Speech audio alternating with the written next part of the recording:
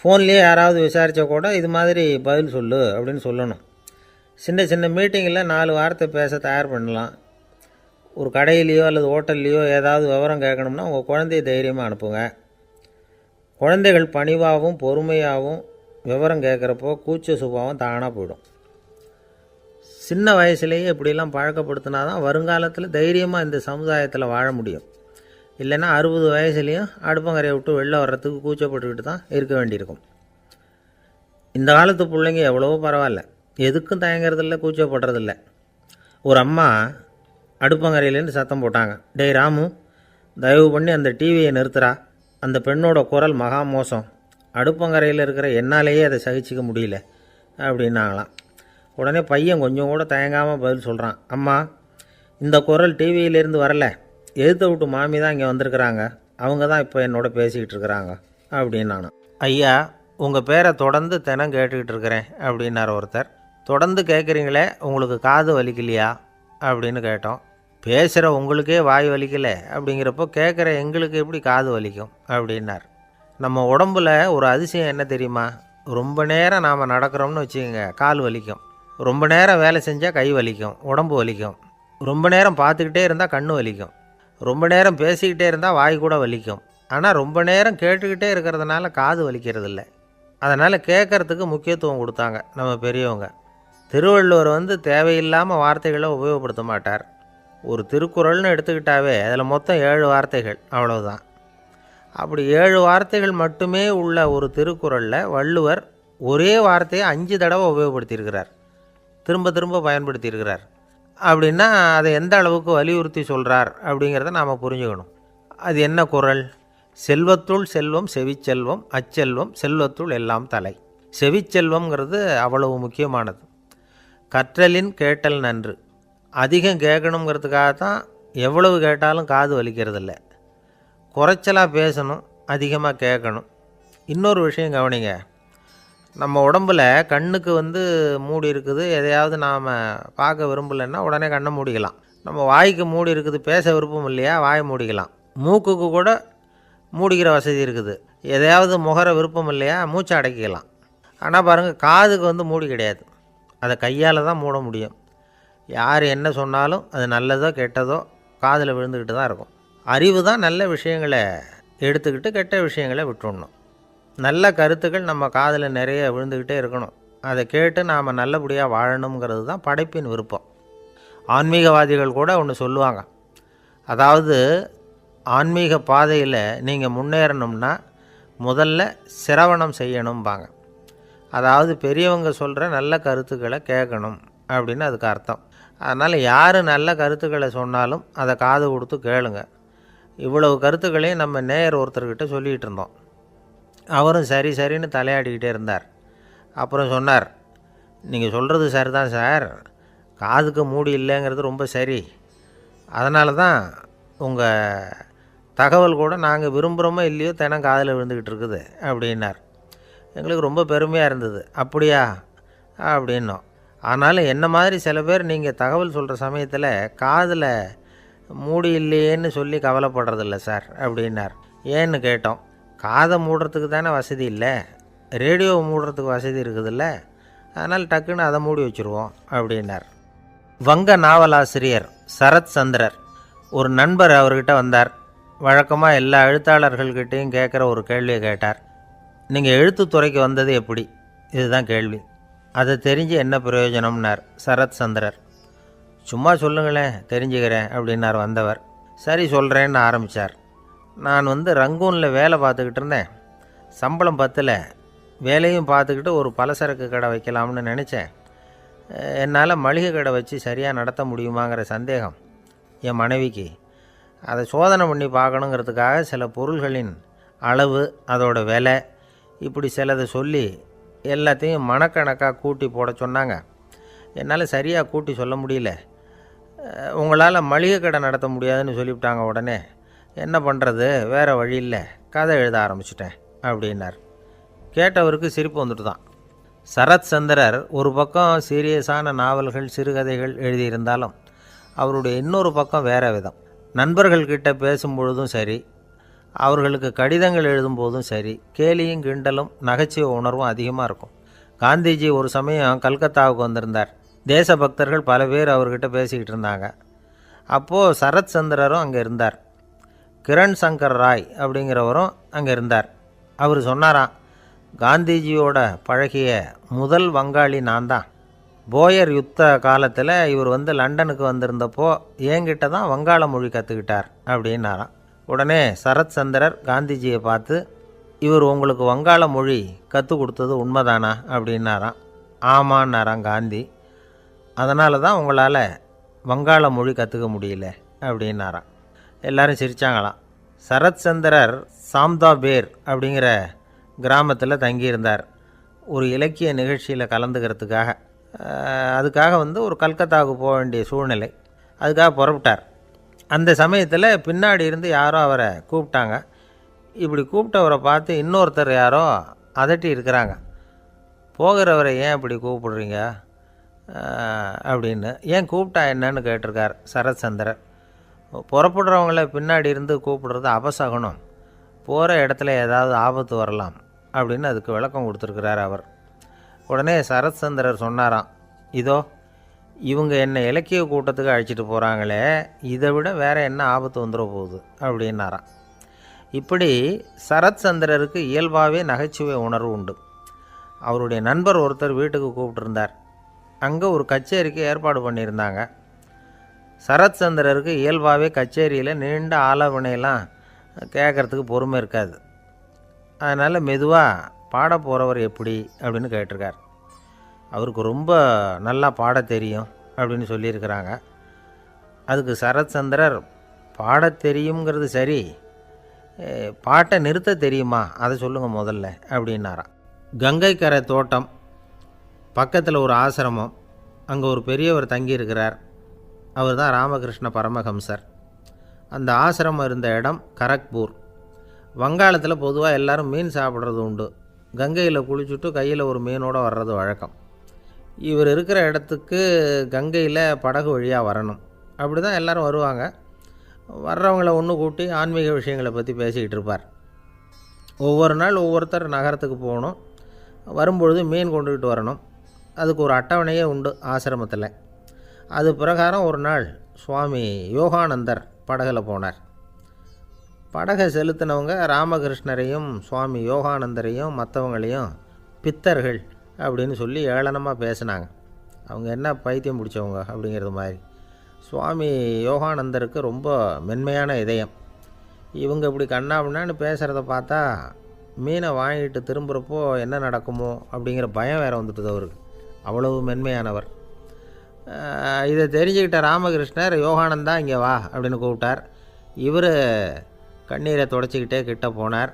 சொன்னார், ஐயா, படகு ஓட்டுறவங்க உங்களை பற்றி மோசமாக பேசுகிறாங்க. என்ன திட்டினா பரவாயில்ல, ஆனால் உங்களை அவங்க திட்டுறாங்க, அதை என்னால் தாங்கிக்க முடியல அப்படின்னார். இதை கேட்டதும் ராமகிருஷ்ணருக்கு கோபம் வந்துட்டு தான். என்னது, உன்னுடைய குருவை பற்றி அவங்க மோசமாக பேசும்பொழுது நீ சும்மா இருந்தியா, வெளியில் போ அப்படின்னு விட்டார். குரு நிந்தனை செய்கிறப்போ அதை கேட்டுக்கிட்டு சும்மா இருக்கலாமா? குரு நிந்தனையை கேட்டால் பாவம் இல்லையா? என்னை தூற்றும்போது அவங்க பாவம் செய்கிறாங்க, அதை கேட்டுக்கிட்டு நீ சும்மா இருந்தால் நீயும் பாவம் செய்கிற அப்படின்னாராம். அடுத்த நாள் சுவாமி நிரஞ்சனானந்தர் போக வேண்டிய நாள். இவர் படகுல போகும்பொழுதும் அதே மாதிரி நடந்து தான். அவங்க மோசமாக பேச ஆரம்பித்தாங்க, திட்ட ஆரம்பித்தாங்க. அப்படி கேலி பண்ண ஒருத்தனை இவர் என்ன பண்ணார், பலார்னு கன்னத்தில் அரைஞ்சிட்டார். இன்னொருத்தனை கங்கையில் தூக்கி எறியறதுக்கும் தயாராகிட்டார். அதுக்கப்புறம் அவங்க யாரும் வாயை திறக்கலை. மீன் வாங்கிட்டு வர்றப்பவும் படகுல ஒரே அமைதி. அவ்வளவு பயம் அவங்களுக்கு. ராமகிருஷ்ணர் கூப்பிட்டு விசாரித்தார் என்ன நடந்ததுன்னு. இவர் சொன்னார், அவர் யோகானந்தா போகும்பொழுது என்ன நடந்ததோ அப்படியே தான் இப்போவும் நடந்தது. குரு நிந்தனை செய்கிறத கேட்டுக்கிட்டு நான் சும்மா இருப்பேனா? ஒருத்தனை அப்படியே அரைஞ்சுட்டேன், இன்னொருத்தனை ஆற்றுல தூக்கி போட்டுருவேன்னு பயமுறுத்தினேன், அவ்வளவுதான் அப்படின்னாராம். இப்போவும் ராமகிருஷ்ணருக்கு கோபம் வந்துட்டு தான். என்ன இது, அணியறது காஷாயம், இருக்கிறது ஆசிரமம், உனக்கு இவ்வளவு கோபம் வந்ததுன்னா அப்புறம் என்னத்துக்கு ஆசிரமத்தில் இருக்கணும்? பிரம்மச்சாரி எப்பவும் அமைதியாக இருக்கணும் அப்படின்னு அறிவுரை சொன்னாராம் ராமகிருஷ்ணர். அப்போ இவர் கேட்டாராம், ஏங்க அவருக்கு ஒரு விதமான அறிவுரை சொன்னீங்க, எனக்கு வேறு விதமாக அறிவுரை சொல்கிறீங்க, இதில் எது உண்மை அப்படின்னு கேட்டிருக்கார். இதுக்கு ராமகிருஷ்ணர் சொன்ன பதில் என்னென்னா, அட அசடே, சக்கரத்தில் காற்று அதிகமாக இருந்தால் குறைக்கணும், குறைச்சலாக இருந்தால் கூட்டணும். அவன் சாது, அவனுக்கு அதிக உணர்ச்சி தேவை, உனக்கு படபடப்பு அதிகம், உனக்கு பொறுமை தேவை அப்படின்னாராம். இதில் உள்ள கருத்து என்னென்னா, கல்விங்கிறது எப்படின்னா அதை சூழ்நிலைக்கு தகுந்த மாதிரி கற்பிக்கணும். எல்லாருக்கும் ஒரே மாதிரி கற்பிக்கக்கூடாது. கேட்குறவர் தகுதி, புரிஞ்சுக்கிற திறமை, இதை பொறுத்து கல்வி அமையணும். ஆரம்ப காலத்தில் ஒரு குரு, அப்போ ஒரு சீடன் இருந்தான். அது வேடிக்கையான குரு, வேடிக்கையான சீடன். ஒரு ஆசிரமம். ஒரு நாள் ஒருத்தன் அவசரமாக அந்த குருவை தேடி வந்திருக்கிறான். என்ன விஷயம்னு விசாரித்தார் குரு. உங்கள் சீடர் என்னை அடிச்சுட்டார் அப்படின்னு புகார் பண்ணானா அந்த ஆள். குரு சீடனை கூப்பிட்டார். அடிச்சியா இந்த ஆளை அப்படின்னு கேட்டாரான். ஆமான் இருக்கான் சீடன். ஏன் அடித்தே அப்படின்னு கேட்டாரான். இந்த ஆள் உங்களை பற்றி மட்டமாக பேசிவிட்டான், என்னால் அதை தாங்கிக்க முடியல, அதனால தான் அடிச்சுட்டேன்ருக்கான். அப்படி என்ன பேசினா அப்படின்னு கேட்டாரான். உன்னுடைய குருநாதர் இப்போல்லாம் அர்த்தமில்லாமல் பேச ஆரம்பிச்சுட்டார் அப்படின்னு சொல்லிவிட்டான், அதனால தான் அடிச்சுட்டேன் அப்படின்னானா. அதுக்காக அடித்தே அப்படின்னாரான். நான் அதுக்காக அடிக்கலை குருவே, இப்போல்லாம் நீங்கள் அர்த்தமில்லாமல் பேசுகிறதாக அவன் சொல்கிறான், அப்படின்னா இதுவரைக்கும் நீங்கள் அர்த்தத்தோடு பேசினதாகத்தானே அர்த்தம், அது தப்பு தானே, அதனால தான் அடித்தேன் அப்படின்னானா. ஒரு பெரியவர் உட்கார்ந்துருக்கிறார். அவரை சுற்றி அவருடைய தோழர்கள் உட்காந்துருக்கிறாங்க. ஏதோ ஒரு முக்கியமான செய்தியை அவர் அவங்களுக்கு சொல்லிகிட்டு இருக்கிறார். அவங்களும் ஆர்வமாக கேட்டுக்கிட்டு இருக்கிறாங்க. இந்த சமயத்தில் யாரோ ஒரு ஆள் வேகமாக அங்கே வர்றார். வர்ற வேகத்திலேயே எனக்கு ஏதாவது உதவி செய்யுங்க அப்படின்னு கேட்டுக்கிட்டே வர்றார். கேட்குறது உதவி, ஆனால் குரல் மிரட்டுறது மாதிரி இருக்குது, அதட்டி கேட்குறது மாதிரி இருக்குது. இதை கேட்டதும் அந்த பெரியவர் ஆத்திரப்படலை, ஆனால் அவரை சுற்றி இருந்தவங்க ஆத்திரப்பட்டாங்க. இதை பெரியவர் கவனித்தார். கொஞ்சம் அமைதியாக இருங்கன்னார். வந்தவரை கூப்பிட்டார். அவருக்கு சில பொருள்களை கொடுத்தார். என்னங்க இப்போ உங்களுக்கு மகிழ்ச்சி தானே அப்படின்னார். ஆ அப்படின்னு அலட்சியமாக அவர் சொல்கிறார். நான் உங்களை நல்ல முறையில் நடத்தினேன்னா அப்படின்னு கேட்குறாரு அவர் மறுபடியும். அதெல்லாம் ஒன்றும் இல்லை அப்படின்னு சொல்லி அவர் சொல்லிகிட்டு இருக்கிறாரு. குரலில் கடுமை குறையில. சுற்றி இருந்தவங்களால் இதை பொறுத்துக்க முடியல. கோபத்தோடு அவரை நோக்கி நெருங்க ஆரம்பித்தாங்க. பெரியவர் அவங்களையெல்லாம் தடுத்து நிறுத்தினார். வந்தவரை வாங்க என்னோட அப்படின்னு சொல்லி அழைச்சிட்டு போனார். வீட்டுக்கு போனார். அங்கே போனதும் இன்னும் சில பொருள்களை எடுத்து அவர்கிட்ட கொடுத்தார். இப்போ திருப்தி தானே, நான் உங்ககிட்ட நல்ல முறையில் நடந்துக்கிட்டேனா அப்படின்னார். அவர் முகம் இப்போ தான் கொஞ்சம் மலர்ந்தது. ரொம்ப நன்றி, இறைவன் உங்கள் குடும்பத்துக்கு எல்லா நன்மைகளையும் செய்வான் அப்படின்னு சொன்னார். இதே வார்த்தைகளை என்னுடைய தோழர்கள்கிட்டே சொல்லிட்டீங்கன்னா அவங்க கோபம் தணிஞ்சிரும், வர முடியுமான்னார். கண்டிப்பாக வர்றேன் அப்படின்னாரு. மறுநாள் காலையில் அந்த இடத்துக்கு வந்தார். அதே மாதிரி சொல்லிவிட்டு அவர் போயிட்டார். தோழர்கள்லாம் ரொம்ப வியப்போடு பெரியவரை பார்த்தாங்க. அந்த பெரியவர் தான் நபிகள் நாயகம். அவர் சொன்னார், ஒருத்தன் ரொம்ப ஆசையாக ஒரு ஒட்டகத்தை வளர்த்துக்கிட்டு வந்தான். ஒரு நாள் அந்த ஒட்டகம் கயத்தை அறுத்துக்கிட்டு ஓடி போயிட்டுது. அக்கம் பக்கத்தில் இருக்கிறவங்கெல்லாம் அந்த ஒட்டகத்தை பிடிக்கிறதுக்கு முயற்சி பண்ணாங்க. அதை துரத்திக்கிட்டு ஓடினாங்க. ஒட்டகம் தாறுமாறாக ஓட ஆரம்பிச்சிது. இந்த சமயத்தில் ஒட்டகத்தை வளர்த்தவன் அங்கே ஓடி வந்தான். நீங்கள் அதை ஒன்றும் செய்ய வேணாம், விட்டுருங்க, அதோட சுபாவம் எனக்கு நல்லா தெரியும், அதை சுலபமாக என்னோடய வழிக்கு கொண்டுகிட்டு வந்துட முடியும், நான் பார்த்துக்கிறேன், விட்டுருங்கோ அப்படின்னா. எல்லோரும் விலகி போயிட்டாங்க. இவன் என்ன செஞ்சான் தெரியுமா? கொஞ்சம் புல்லை கையில் எடுத்துக்கிட்டு அந்த ஒட்டகத்தை நெருங்கினான். அவ்வளவுதான். அது ஓடி இவன் காலடியில் உட்காந்துக்கிட்டது. செல்லமாக அதை அப்படியே தடவி கொடுத்தான். முதுகில் ஏறி உட்காந்துக்கிட்டான். அது பாட்டுக்கு சாதுவாக நடந்து போகுது. இந்த கதையை நபிகள் நாயகம் தம்முடைய தோழர்களுக்கு சொல்கிறார். ஒட்டகத்தை மட்டும் இல்லை, சில மனிதர்களையும் கூட சில விதத்தில் அணுகி தான் அவர்களை சீர்திருத்த வேண்டியிருக்குது அப்படிங்கிறத அவங்களுக்கு உணர்த்தினார். இது ஒரு அழகான உளவியல் அணுகுமுறை. சில குடும்ப தலைவர்கள் கூட இந்த ஒட்டகம் மாதிரி நடந்துக்கிறது உண்டு, அப்புறம் அடங்கி போகிறதும் உண்டு. ஒரு குடும்ப தலைவர் காலையில் எழுந்திரிச்சதுலேருந்து சத்தம் போட்டு கத்திக்கிட்டு இருப்பார். பக்கத்தில் இருந்தவங்கெல்லாம் ஓடி போய் சமாதானம் பண்ணி பார்த்தாங்க. அவர் ஓயறது மாதிரி தெரியல. கடைசியில் அவர் மனைவி வந்தாங்க. நீங்கள் எல்லாம் விலகி போயிடுங்க, அவர் சுபாவம் எனக்கு தெரியும், நான் பார்த்துக்கிறேன் அப்படின்னாங்க. சரின்னு எல்லோரும் போயிட்டாங்க. சாயந்தரமாக பார்க்குறாங்க, அவர் சத்தம் இல்லாமல் ஒரு மூலையில் உட்காந்துருக்கிறார். ரொம்ப சாதுவா. ஆச்சரியமாக இருந்தது. என்னம்மா பண்ணீங்கன்னு கேட்டாங்க. அது ஒன்றும் இல்லைங்க, ஒரு வேளை சாப்பாட்டை நிறுத்தினேன், பட்னி போட்டேன் அவ்வளவுதான் அப்படின்னாங்க அந்த அம்மா. ஒரு ராஜா ஊரெல்லாம் சுற்றி பார்த்துட்டு வரலாம்னு ஒரு நாள் புறப்பட்டு போனார். ஒரு இடத்துல தறி நெசவு வேலை ரொம்ப மும்முரமாக நடந்துக்கிட்டு இருந்தது. ஒரு பெரியவர் தறியால் நெசவு வேலை செஞ்சுக்கிட்டு இருந்தார். பக்கத்தில் ஒரு அழகான பொண்ணு உட்காந்து நூலை சுற்றிக்கிட்டு இருக்குது. ராஜா அந்த பெரியவரை பார்த்து யார் இந்த பொண்ணுன்னு விசாரித்தார். ராஜா அப்படி கேட்டதும் அவருக்கு ரொம்ப பெருமையாக போயிட்டுது. ஏன்னா உட்காந்துருந்தது அவரோட மகள். அரசே, இது என்னுடைய மகள். இவ வேகமாக நூல் தெரிக்கக்கூடியவள். வைக்கோலை எடுத்து இவ தெரிச்சா கூட அது எல்லாம் பவுனிழையாக வெளியில் வரும் அப்படின்னு ஒரு ராசி இவளுக்கு அப்படின்னு ரொம்ப பெருமையாக ராஜா கிட்ட சொன்னார். ராஜா இதை கேட்டதும் அசந்துட்டார். அப்படியா, இவ்வளவு அழகும் சாமர்த்தியமும் உள்ள இந்த பொண்ணு என்னோட வரட்டுமே, இவளை என் மருமகளாக ஆக்கிக்கிறேன் அப்படின்னார் ராஜா. அந்த பெரியவருக்கு ஒன்றும் புரியல. ஏதோ கொஞ்சம் பெருமையாக சொல்ல போவோ அது இப்படி ஆயிட்டுதே அப்படின்னு கவலைப்பட்டார். இருந்தாலும் ராஜா பேச்ச தட்ட முடியுமா, மகளை அனுப்பி வச்சுட்டார். ராஜா அந்த பொண்ணை அரண்மனைக்கு அழைச்சிட்டு வந்தார். அங்கே ஒரு அறையில் வச்சு பூட்டி விட்டார். அந்த ரூமு நிறைய வைக்கோலை கொண்டாந்து போட்டு அடைச்சாங்க. 3 ராட்டைகள் வேறு வச்சுருந்தாங்க. நாளைக்கு பொழுது விடியறதுக்குள்ளே நீ இந்த வைக்கோலையெல்லாம் தங்க இழைகளாக மாற்றி காட்டணும். நாளைக்கு காலம்புறம் வந்து நான் இந்த அறை கதவை திறப்பேன். உன் தகப்பன் சொன்னது மாதிரி எல்லாம் தங்கமாக மாறி இருக்கணும், இல்லைன்னா நீ உயிர் தப்ப முடியாது அப்படின்னு உத்தரவு போட்டார்.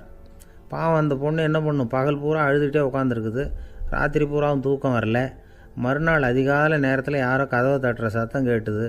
பயந்துக்கிட்டே கதவை திறக்கிறா. திறந்து பார்த்தா வெளியில் 3 அவலட்சணமான பெண்கள். ஒருத்திக்கு வந்து கால் அகலமாக முறை மாதிரி இருக்குது, இன்னொருத்திக்கு கட்டை விரல் கரண்டி மாதிரி பெருசாக இருக்குது, 3ஆவது பொண்ணுக்கு உதடு தடித்து ரப்பர் மாதிரி தொங்கிக்கிட்டு இருக்கு. யார் நீங்கள், உங்களுக்கு என்ன வேணும் அப்படின்னு கேட்குது இந்த பொண்ணு. நாங்கள் உங்களுக்கு உதவி செய்கிறதுக்கு தான் வந்திருக்கிறோம் அப்படின்னு சொல்லி உள்ளே வந்தாங்க. உட்காந்தாங்க. கொஞ்ச நேரத்துக்குள்ளே உள்ளே இருந்த வைக்கோலையெல்லாம் தங்க இழைகளாக மாற்றி கொடுத்துட்டு போயிட்டாங்க. காலையில் ராஜா வந்தார், பார்த்தார். ஆகா பேஷுனார். இன்னும் கொஞ்சம் வைக்கோலை கொண்டாந்து அந்த ரூமில் போட சொன்னார். இந்த வைக்கோலையும் இன்றைக்கி தங்கமாக மாற்றிவிடு, நாளைக்கு மறுநாள் உனக்கும் இளவரசனுக்கும் கல்யாணம்னு சொல்லிவிட்டார். இன்றைக்கி ராத்திரி அந்த 3 பொண்ணுங்களும் வந்தாங்க. வைக்கோலை பொண்ணு இழைகளாக மாற்றினாங்க, புறப்பட்டாங்க. இந்த பொண்ணு அவங்க காலில் விழுந்து வணங்கினா. என் உசுரை காப்பாற்றினீங்க, உங்களுக்கு நான் என்ன கைமாறு செய்ய போகிறேன் அப்படின்னா. பயப்படாத, நீ விரும்பினா எங்களுக்கு ஒரு உதவி செய்யலாம். உன்னுடைய கல்யாணத்துக்கு நாங்கள் 3 பேரும் வரோம். நீ எங்களை வந்து வரவேற்று ராஜாக்கிட்டேயும் இளவரசர்கிட்டையும் நாங்கள் உன்னோட பெரியப்பா பொண்ணுங்கன்னு சொல்லி அறிமுகப்படுத்தி வை, நாங்கள் விருந்து சாப்பிட்டுட்டு போயிடுறோம் அப்படின்னாங்க. ரொம்பவும் சந்தோஷமாக சரின்னு ஒத்துக்கிட்டா. கல்யாண நாள் வந்தது. கல்யாணம் ரொம்ப கோலாகலமாக நடந்துக்கிட்டு இருக்கு. எல்லா தேசத்து ராஜா ராணிகளும் வந்துக்கிட்டு இருக்கிறாங்க. அந்த 3 அவலட்சணமான பொண்ணுங்களும் வந்து சேர்ந்தாங்க. யார் இவங்கன்னு கேட்டார் ராஜா. என் பெரியப்பா பொண்ணுங்க அப்படின்னா அந்த பொண்ணு. காலும் உதடும் கட்டை விரலும் ஏன் இப்படி உங்களுக்கு அவலட்சணம் ஆயிட்டுது அப்படின்னு கேட்டார். அதுக்கு அந்த பொண்ணுங்க பதில் சொன்னாங்க. என்ன செய்கிறது, ஓயாமல் வைக்கோலை நூற்று ஒருத்தியோட கட்டை விரல் அப்படி கரண்டி மாதிரி ஆயிட்டுது. நாக்கில் தொட்டு தொட்டு திரிச்சதுனால ஒருத்தியோட உதடு அப்படி ஆயிட்டுது. காலால் கட்டையை அழுத்தி அழுத்தி தறி போட்டதுனால இன்னொருத்தையோட கால் அப்படி ஆயிட்டுது. உங்கள் மருமகளாக வந்திருக்கிற இந்த பொண்ணு அந்த 3ஐயுமே செய்ய தெரிஞ்சவ தான். என்ன ஆக போதும் இன்னும் கொஞ்ச நாளில் அப்படின்னாங்க. அவ்வளவுதான். ராஜா பயந்துட்டார். அம்மா, இன்னையிலேருந்து நீ இளவரசனின் மனைவி. நீ எப்பவும் அழகாக இருக்கணும். அதனால் நீ இனிமேல் வைக்கோலை திரிக்கவே கூடாது அப்படின்னு உத்தரவு போட்டார். அவளை இக்கட்டான சூழ்நிலையிலேருந்து காப்பாற்றின அந்த 3 பொண்ணுங்களும் சந்தோஷமாக திரும்பி போயிட்டாங்களாம். சுவாமி சின்மயானந்தர் இந்த கதையை சொல்லியிருக்கிறார்.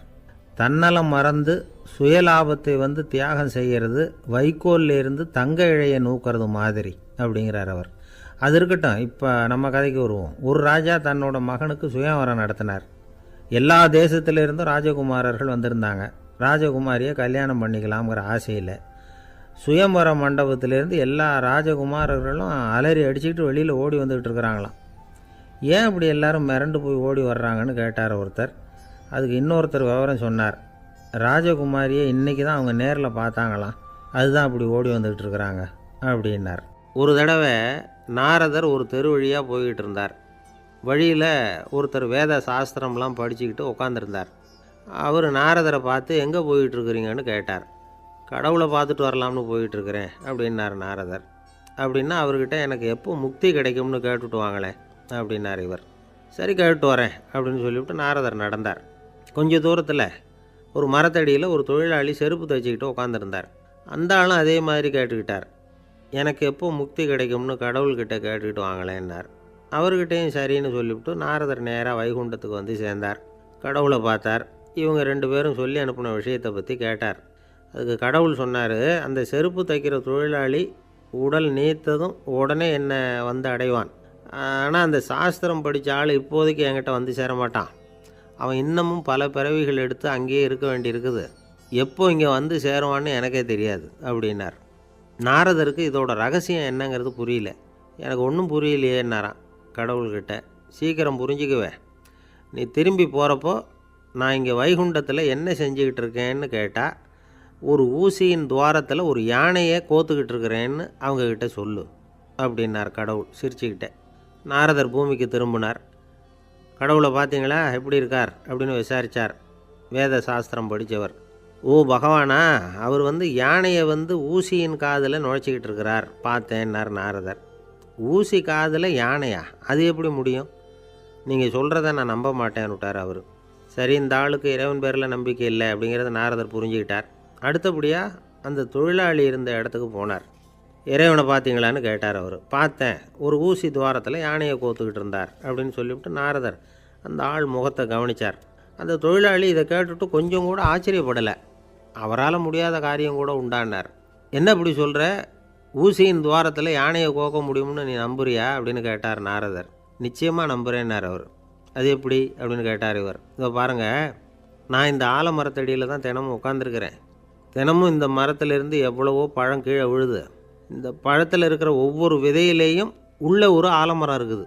ஒரு சின்ன விதைக்குள்ளே ஒரு பெரிய ஆலமரம் இருக்க முடியுங்கிறப்ப ஊசி துவாரத்தில் கடவுள் யானையை நுழைய வச்சாருங்கிறத ஒத்துக்கிறதுல என்ன கஷ்டம் இருக்குது அப்படின்னு ரொம்ப சர்வசாதாரணமாக பதில் சொன்னாராம் அந்த தொழிலாளி. நாரதர் யோசனை பண்ணார். இந்த தொழிலாளி வேத சாஸ்திரங்களையெல்லாம் படிக்கலைன்னா கூட அறிவுபூர்வமாக சிந்தித்து இறைவனை நம்புகிறான்.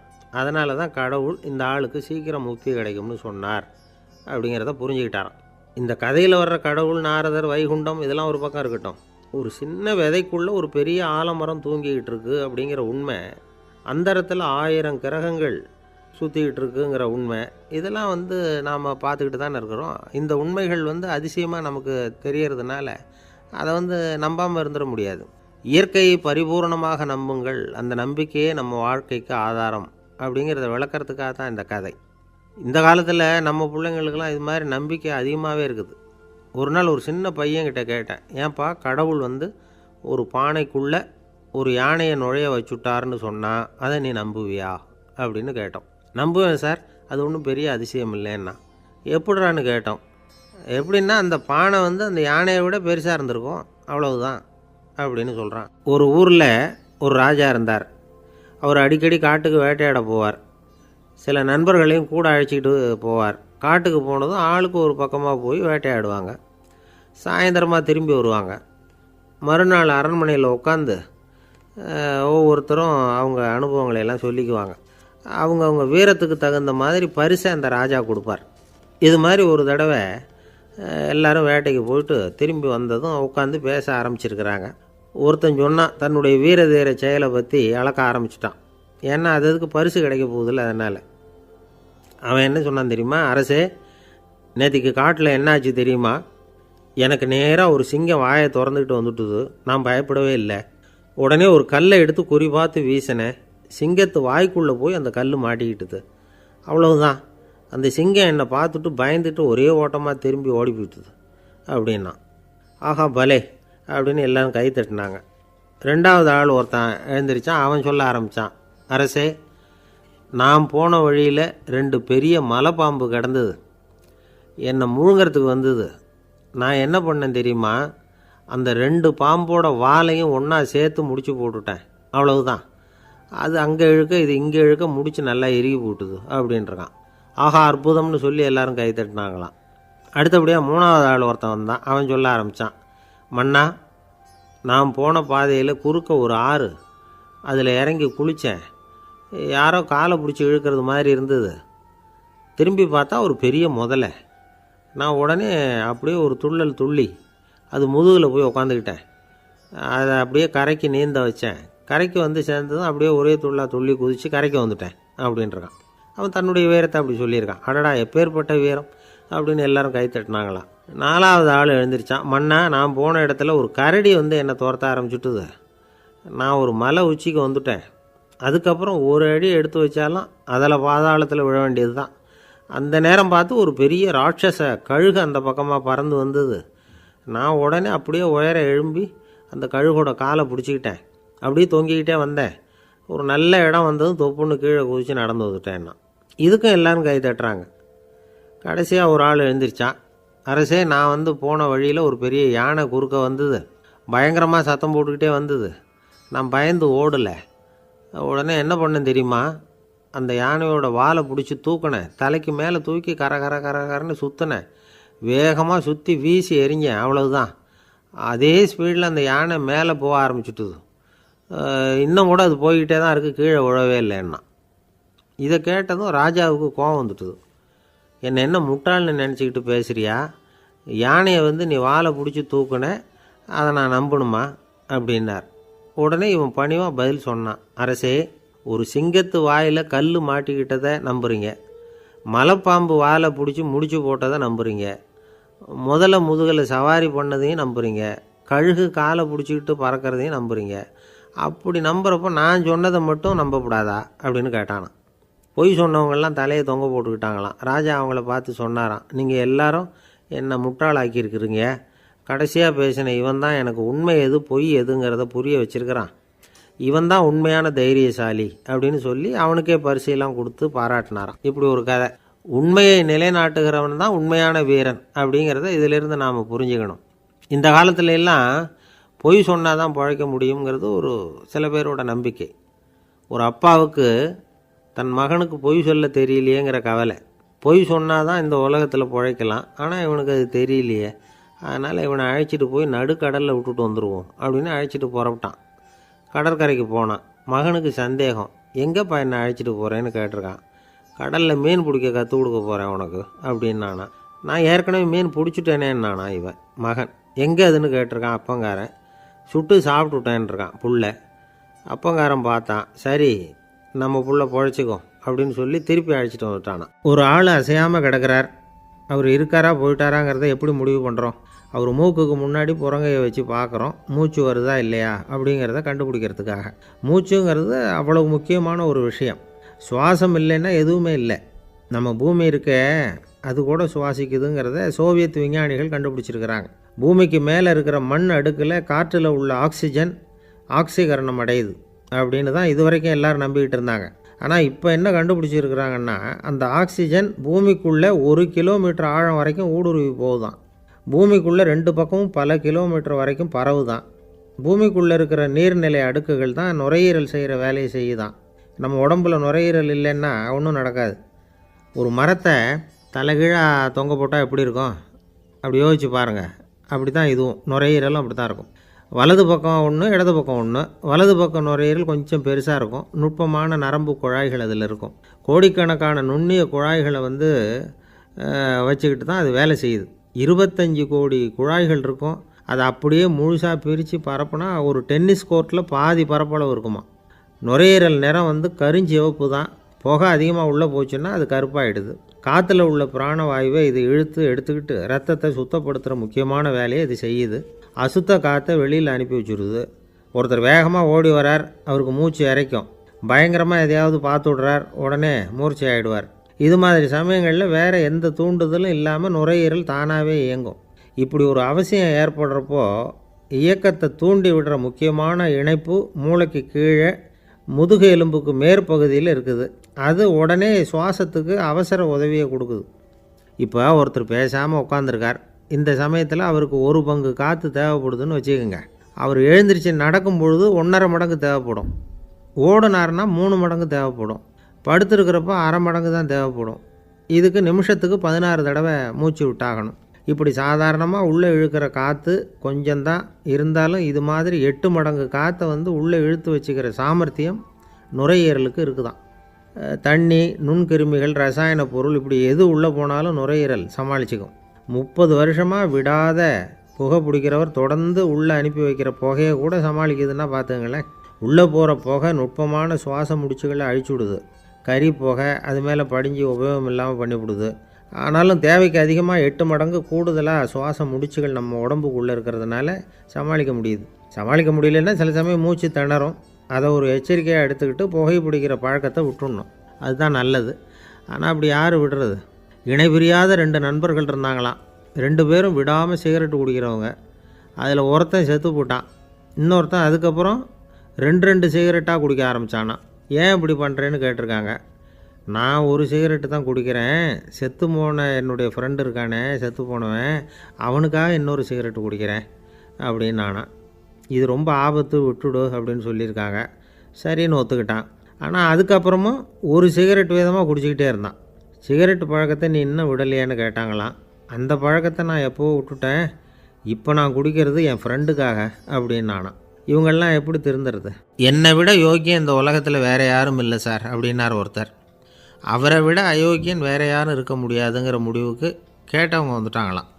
மனுஷனுக்கு இருக்கிற ஒரு மிகப்பெரிய குறையே தன்கிட்ட இருக்கிற குறை அவனுக்கு தெரியாமல் போகிறது தான். ஆனால் அடுத்தவங்ககிட்ட இருக்கிற குறை இவனுக்கு தெளிவாக தெரிஞ்சிடும். ஒரு ஒட்டகம் ஒரு கொக்கை பார்த்து ஒரு கேள்வி கேட்டுதான். என்ன கேள்வி தெரியுமா? உன் கழுத்து ஏன் இப்படி வளைஞ்சி போயிருக்குது அப்படின்னு கேட்டிருக்கு. இதுக்கு உடம்பே வளைச்சல். இது போய் கொக்கை கிண்டல் பண்ணுது. இன்றைக்கி மனித சுபாவமும் கிட்டத்தட்ட இப்படி தான் இருக்குது. இந்த உலகத்தில் குறையில்லாத மனிதர்கள் யாரும் கிடையாது, நாம் உள்பட அப்படிங்கிறத முதல்ல நாம் நல்லா புரிஞ்சுக்கணும். ஒரு ஊரில் ஒரு விற்பனை நிலையம் இருந்தது. செல்ல பிராணிகளை விற்பனை செய்கிற நிலையம் அது.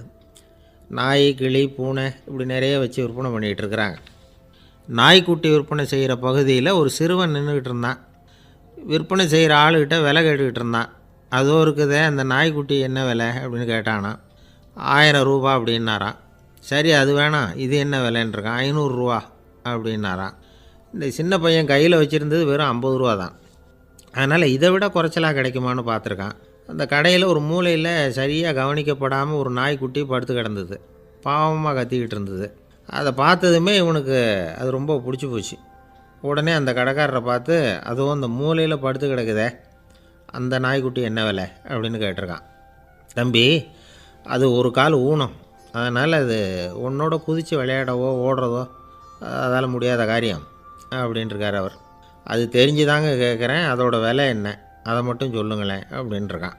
தம்பி, இது கால் ஊனம் உள்ள ஒரு நாய். இதை போய் காசு கொடுத்து வாங்கிறதுக்கு யாராவது பிரியப்படுவாங்களா?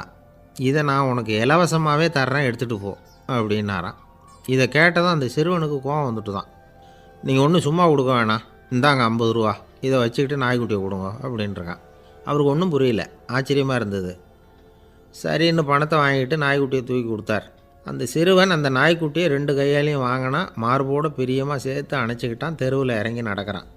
அப்படி நடக்கும்பொழுது தான் பார்க்குறார், கடைக்காரர் ஆச்சரியமாக அவனை பார்க்குறார். அப்போ தான் அவருக்கு ஒரு விஷயம் புரியுது. அந்த சிறுவன் தெருவில் நாய்க்குட்டியை மார்போடு அணைச்சிக்கிட்டு விந்தி விந்தி நடந்து போய்கிட்டு இருக்கிறான். ஆமாம், அவனுக்கும் ஒரு கால் ஊனம். இந்த நாய்க்குட்டியை யாருமே வாங்க மாட்டாங்கன்னு நினச்சிக்கிட்டு இருந்தார். குறையுள்ள அதுக்கும் ஒரு எஜமானன் கிடச்சிட்டான். அதனால் ஊனம் ஒரு குறை இல்லை அப்படிங்கிற உண்மையை அந்த கடைக்காரர் புரிஞ்சுக்கிட்டாரான். நம்மால் ஒருத்தர் கொஞ்சம் வயசானவர், எழுந்திரிச்சு சரியாக நடக்க முடியாது, சாய்வு நாற்காலியிலேயே எப்பவும் உட்காந்துருப்பார். அவர் தனக்கு துணையாக ஒரு நாயை பக்கத்தில் வச்சுருந்தார். அதுவும் ரொம்ப வயசான ஒரு நாய், எழுந்திரிக்கவே சிரமப்படும், நடக்கவும் முடியாது. அவர் பக்கத்துலேயே இதுவும் சோர்ந்து போய் படுத்து கிடக்கும். அந்த பெரியவரை பார்க்க வந்த ஒருத்தர் கேட்டார், ஏங்க, ஒரு சின்ன பையனை உங்களுக்கு துணையாக வச்சுக்கப்படாதா? இந்த நாயை உங்களுக்கு பாதுகாப்பாக வச்சுருக்கிறீங்களே, உங்களுக்கு ஒரு ஆபத்துன்னா இது எப்படி உங்களுக்கு உதவ முடியும் அப்படின்னார். அப்போ அவர் சொன்னாராம், எனக்கு ஒரு ஆபத்துன்னா அந்த சமயத்தில் இந்த நாய் என்னை தனியாக விட்டுட்டு ஓடி போயிடாமல் இருக்கணும்ல, அதுக்காக தான் இதை நான் வச்சுருக்கிறேன் அப்படின்னாராம். நம்மளில் சில பேர் ரொம்ப தைரியமாக இருப்பாங்க. நாம் கூட சொல்கிறது உண்டு, அந்த ஆளுகிட்ட வர்றதுக்கு யமன் கூட பயப்படுவான் அப்படின்னு சொல்கிறது உண்டு. தைரியசாலிகளை நெருங்கிறதுக்கு யமன் பயப்படுவான் அப்படின்னு சொல்கிறது உண்மை தான். அது பொய் இல்லை. மன வலிமை இருக்குது பாருங்கள், அது மனுஷனை காப்பாற்றும். இது மருத்துவ ரீதியான உண்மை.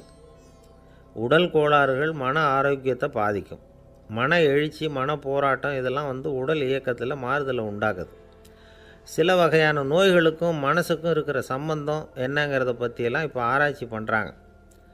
ஆஸ்மா, மூட்டு வலி, பெருங்குடல் அழற்சி, உயர் இரத்த அழுத்தம், சோரியாசிஸுங்கிற தோல் வியாதி, வயிற்று புண்ணு, இந்த தைராய்டு நச்சுத்தன்மை, இது மாதிரி நோய்களை உண்டாக்குறதுல மனசோட பங்கு என்னங்கிறத பற்றியெல்லாம் ஆய்வு பண்ணி பார்த்துருக்குறாங்க. எதுக்கு எடுத்தாலும் சோர்ந்து போகிறது, தோண்டு போகிறது, இப்படிப்பட்ட மனவாகு, அதோட யாரும் நமக்கு உதவ முடியாது அப்படிங்கிற மனோபாவம், கைவிடப்பட்ட மனநிலைமை, இதெல்லாம் நோயோட தீவிரத்தை ரொம்ப அதிகரிக்க செய்யுதான். இவங்கெல்லாம் அந்த கை கால் வலிக்குது, உடம்பு அசதியாக இருக்குது, தூக்கம் வரல, முதுகு வலிக்குது, உடம்பில் உணர்ச்சி குறையுது, கை கால் விரல்லாம் மரத்து போகுது, இப்படி ஏதாவது சொல்லிக்கிட்டு டாக்டர்களை தேடி வந்துக்கிட்டு இருப்பாங்க. நெஞ்சு வலி யாருக்கு வருது தெரியுமா? பதற்றம், போட்டி மனப்பான்மை, அளவுக்கு அதிகமான வேகம், துடிப்பு, பேராசை, இதுலேயும் கட்டுப்பாடு, நேரம் தவறாமை, அப்புறம் இதெல்லாம் உள்ள மனவாக உள்ளவங்க இருக்கிறாங்கள்ல, அவங்க பெரும்பாலும் நெஞ்சு வலிக்கு ஆளாயிடுறாங்களாம். ஃப்ரீட்மேன் அப்படிங்கிறவர் நிறைய ஆராய்ச்சியெல்லாம் பண்ணி பார்த்துட்டு இதை உறுதிப்படுத்தியிருக்கிறார். அவர் பண்ணின ஆராய்ச்சியில் என்னெல்லாம் தெரிய வந்தது தெரியுமா? பொறுப்பு அதிகம் உள்ளவங்களுக்கு கண்டிப்பாக ரத்த அழுத்தம் வரும், அதிகமாக இருக்குமா. அதே மாதிரி கண்டிப்பாக இருக்கிறாங்கல்ல, அவங்களுக்கும் ரத்த அழுத்தம் அதிகரிக்குமா. ரத்த அழுத்தம் தனக்கு அதிகமாக இருக்குங்கிறத தெரிஞ்சுக்கிட்டவங்க தலைவலி, மயக்கம், இந்த தலை சுத்தல், அசதி, இது மாதிரியான உணர்வுகளை அவங்களுக்கு வந்துடும், அது மாதிரி உணர்வு. ஆனால் உண்மை என்ன தெரியுமா? இதெல்லாம் ரத்த அழுத்தத்தினால இல்லை, ரத்த அழுத்தம் கட்டுப்பாட்டுக்குள்ளே இருந்தால் கூட இவங்க இப்படி நினைக்கிறாங்களாம். இதுக்கு காரணம் மனசு தான் அப்படிங்கிறார் அவர். சில பேர் எப்படி தெரியுமா? ஒருத்தர் மாரடைப்பால் இறந்து போனார் அப்படின்னு கேள்விப்பட்டால் போதும், இறந்து போகிறதுக்கு காரணம் இதயம்தான் அப்படிங்கிற பீதியால், இதய தளர்ச்சி அப்படிங்கிற மனநோயால் பாதிக்கப்படுறார். இவங்கெல்லாம் அடிக்கடி தங்களுடைய இதய பகுதியை தொட்டு பார்த்துக்குவாங்க, நாடியை பிடிச்சி பார்த்துக்குவாங்க, அடிக்கடி மூச்சை உள்ளுக்கு இழுத்து வெளியில் விட்டு வலி வருதா அப்படின்னு பார்த்துக்கிட்டு இருப்பாங்க. வேறு எங்கேயாவது வலிச்சா கூட நெஞ்சை வலிக்குதா அப்படின்னு பார்ப்பாங்க. நெஞ்சு வலிக்குதுன்னு கூட சில பேர் சொல்ல ஆரம்பிச்சிருவாங்க. ஆஸ்மாவுக்கும் மனசுக்கும் சம்பந்தம் உண்டு. தீர்வு காண முடியாத மன போராட்டங்கள் எல்லாத்துக்கும் அடுத்தவங்களையே சார்ந்து இருக்கிற மனநிலை, இதெல்லாம் ஆஸ்மாவினுடைய தீவிரத்தை அதிகப்படுத்திடும். பயம், இது எப்படின்னா என்ன நடக்குமோங்கிற பதற்ற நிலை, அப்புறம் இந்த பயம், இதெல்லாம் சுவாசித்தலை அதிகரிக்க செய்யுது இல்லையா. இதனால் இரத்தத்தின் காரத்தன்மை அதிகமாகி நோயின் தீவிரமும் அதிகமாகுது. மன போராட்டம், மனக்கவலை, மன இறுக்கம், இதெல்லாம் தோல் வியாதியை தூண்டி விடுதான். இது மாதிரி இன்னும் எவ்வளவோ இருக்குது. அதனால் இன்றைக்கி நமக்கு தேவை என்னென்னா மன வலிமை, மலர்ந்த முகம், இது ரெண்டு இருந்துட்டுதுன்னா பலவிதமான நோய்கள் நம்மக்கிட்ட நெருங்கி வராது. டாக்டர், என்ன நெருங்காமல் இருக்கிறதுக்கு நான் ஒரு காரியம் பண்ணுறேன் அப்படின்னார் ஒருத்தர். அவர் என்ன அர்த்தத்தில் சொன்னார்னா, டாக்டர் அவரை நெருங்காமல் இருக்கிறதுக்கு அவர் ஒரு காரியம் பண்ணுறாராம். நண்பர்கிட்ட சொன்னார். நண்பர் கேட்டார், அது என்ன காரியம் பண்ணுற அப்படின்னு கேட்டார். தினம் ஒரு ஆப்பிள் பழம் சாப்பிட்றேன்னார் அவர். ஏன்னா ஆங்கிலத்தில் ஒரு பழமொழி சொல்லுவாங்கள்ல, an apple a day keeps doctor away அப்படிம்பாங்க. ஒரு ஆப்பிள் பழம் சாப்பிட்டா டாக்டர் விலகியே இருப்பார், டாக்டர்கிட்ட போக வேண்டிய அவசியம் இருக்காது அப்படிங்கிறதுக்காக அந்த பழமொழி சொல்கிறது. என்ன, நான் யாருமே நெருங்காமல் இருக்கிறதுக்கு நான் ஒரு காரியம் பண்ணுறேன்னார் இன்னொருத்தர். டாக்டர் நெருங்காமல் இருக்கிறதுக்கு ஆப்பிள் பழம் சாப்பிட்றேன்னார் அவர். என்னை யாருமே நெருங்காமல் இருக்கிறதுக்கு நான் ஒரு காரியம் பண்ணுறேன்னார் இன்னொருத்தர். அது என்னன்னு கேட்டோம். தினம் ஒரு பூண்டு சாப்பிட்றேன்னார். ஏ கார்லிக் எ டே கீப்ஸ் எவ்ரிபடி அவே அப்படின்னு அதுக்கு ஒரு புது விளக்கமும் கொடுத்தார். காசி மாநகரத்தை பிரம்மதத்தன் அப்படிங்கிற ராஜா ஆட்சி பண்ணிட்டு வந்தார். அவர் ஒவ்வொரு வருஷமும் ஒரு திருவிழா நடத்துறது வழக்கம். எல்லா தேசத்திலிருந்தும் எல்லா வகையான ஜனங்களும் அதில் கலந்துக்குவாங்க. ஒரு சமயம் அது மாதிரி விழா நடந்துக்கிட்டு இருந்தது. வைகுண்டத்திலேருந்து, தேவலோகத்திலேருந்து நிறைய தேவகுமாரர்கள்லாம் காசி நகருக்கு அப்போது வந்திருந்தாங்க. அதில் முக்கியமாக ஒரு 4 தேவகுமாரர்கள், அந்த 4 பேரையும் சுற்றி ஏகப்பட்ட கூட்டம். அப்படி என்ன விசேஷம் அவங்கக்கிட்ட அப்படின்னா, மற்றவங்களை விட அவங்க முகம் அழகாக இருந்ததா அப்படி பார்த்தா அப்படியும் இல்லை. அவங்க அணிஞ்சிருந்த மலர் மாலைகள் தான் அதுக்கு காரணமாக. அந்த மலர்கள்லேருந்து அப்படி ஒரு அபூர்வமான நறுமணம், இதுக்கு முன்னாடி இப்படி ஒரு நறுமணத்தை அந்த ஊர் ஜனங்க அனுபவிச்சதே இல்லை. அதுதான் அந்த 4 பேரையும் சுற்றி கூட்டம். எல்லோரும் கேள்வி கேட்க ஆரம்பித்தாங்க. உடனே அந்த 4 தேவகுமாரர்களும் எல்லாருக்கும் தெரியும்படியாக வானத்தில் எழும்பி கொஞ்சம் உயரமாக நின்றுக்கிட்டாங்க. கீழே நின்றுக்கிட்டு இருந்த அரசன்லேருந்து ஆண்டி வரைக்கும் ஒருத்தர் பாக்கி இல்லாமல் ஒரே குரலில் எல்லாரும் அவங்கள பார்த்து, எங்களுக்கும் இது மாதிரி மாலையை போட்டுக்கணும்னு ஆசையாக இருக்குது, அதுக்கு நீங்கள் தான் அருள் பண்ணணும் அப்படின்னு கேட்டுக்கிட்டாங்க. மாலை போட்டுக்கிறதுனா எல்லாருக்கும் ஆசையாக தானே இருக்கும். அந்த 4 தேவகுமாரர்களில் ஒருத்தர் புத்தர் பிரான். அவர் சொன்னார், பூலோகவாசிகளே, நான் சொல்கிறத கொஞ்சம் பொறுமையாக கேளுங்க. கக்காரு அப்படிங்கிற கற்பக விருட்சத்தின் மலர்களால் தொடுக்கப்பட்டது இந்த மாலை. இதுக்கு நிறைய சக்தி உண்டு. எந்த காலமும் இது வாடாது, வாசனையும் குறையாது. ஆனால் இதை அணிந்து கொள்கிறதுக்கு சில தகுதிகள் தேவை அப்படின்னார். என்ன தகுதி அது சொல்லுங்களேன் அப்படின்னு ஏக காலத்தில் எல்லாரும் சத்தம் போட்டாங்க. தீய இயல்புகள் உள்ளவங்க, இழிந்த சிந்தனை, இழிந்த செயல் உள்ளவங்க இந்த மாலையை அணிய முடியாது அப்படின்னார். அவ்வளோதான். கூட்டத்தில் சத்தம் போட்டவங்கள்லாம் மெதுவாக அப்படி அடங்க ஆரம்பிச்சிட்டாங்க. இன்னொரு தேவகுமாரன் சொன்னார், அடுத்தவங்க பொருளை அபகரிக்காதவன், அடுத்தவங்களுக்கு கெடுதல் பண்ணக்கூடிய பொய் பேசாதவன், பேராசையினால் கெட்ட வழியில் பொருள் ஈட்ட நினைக்காதவன் இந்த மாலையை போட்டுக்கலாம் அப்படின்னார். கூட்டத்திலிருந்து யாரும் முன்னுக்கு வரல. ஒரே ஒரு ராஜகுரு மட்டும் கொஞ்சம் முன்னாடி வந்தார். பெரியவர், படித்தவர். அவர், எனக்கு தகுதி இருக்குது அந்த மாலையை போட்டுக்கிறதுக்கு அப்படின்னார். வேறு ஒன்றும் இல்லை, பொய் சொல்லியாவது அந்த மாலையை வாங்கிக்குவோமே அப்படின்னு முடிவு பண்ணிட்டார் அவர். அவ்வளோதான், மாலையை வாங்கிட்டார். அடுத்த தேவகுமாரன் பேசினார்.